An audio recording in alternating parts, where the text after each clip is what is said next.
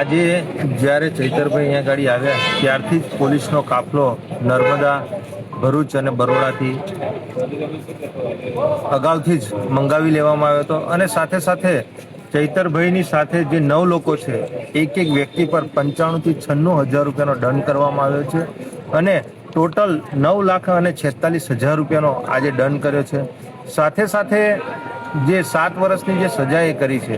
હવે ચૈતરભાઈ હોય કે એમની સાથે જે લોકો જે આરોપીઓ છે એ લોકોએ એવું કોઈ મર્ડર કર્યું નથી. આજે લોકો રેપ કરે છે, મર્ડર કરે છે, ભલભલા ગુનાઓ કરે છે, પણ તેમ છતાં આજે લોકો બહાર છે.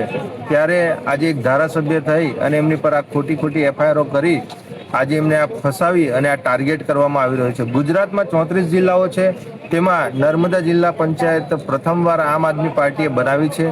તો ભારતીય જનતા પાર્ટીના પેટમાં તેલ રેડાઈ રહ્યું છે. એને ધ્યાને રાખી ચૈતરભાઈ વસાવા અને એમના પરિવારને આ ખોટી રીતે ટાર્ગેટ કરી એમની પર આ 7 વર્ષની જે સજા કરવામાં આવી છે. પણ તેમ છતાં અમે આવનારા દિવસોમાં હાઈકોર્ટના દરવાજા ખટખટાવીશું. અમને ન્યાયપાલિકા પર પૂરેપૂરો ભરોસો છે.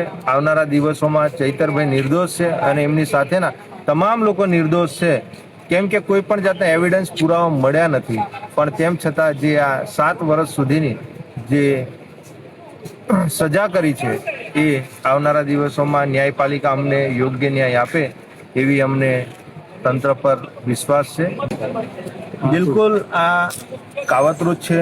અમે જ્યારે 10 વાગે અહીંયા ગાડી આવ્યા કોર્ટ પર ત્યારથી જ આખો પોલીસનો કાફલો એ જકાત નાકા હોય, કાલા ઘોડા હોય કે અલગ અલગ જે ચેકપોસ્ટો છે એ ચેકપોસ્ટો પર એ પોલીસનો કાફલો મૂકી દેવામાં આવ્યો હતો અને ત્યારથી જ અમને અંદર આવતા પહેલા જ લાગ્યું હતું કે ખરેખર આ અગાઉથી ષડયંત્ર કાવતરું છે.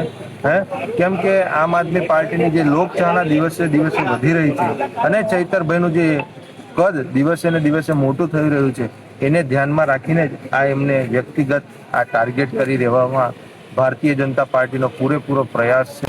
નર્મદા પોલીસ ને તો શું છે કે ઉપરથી ઓર્ડર આવે એટલે એમણે તો એમનું પાલન કરવું પડે.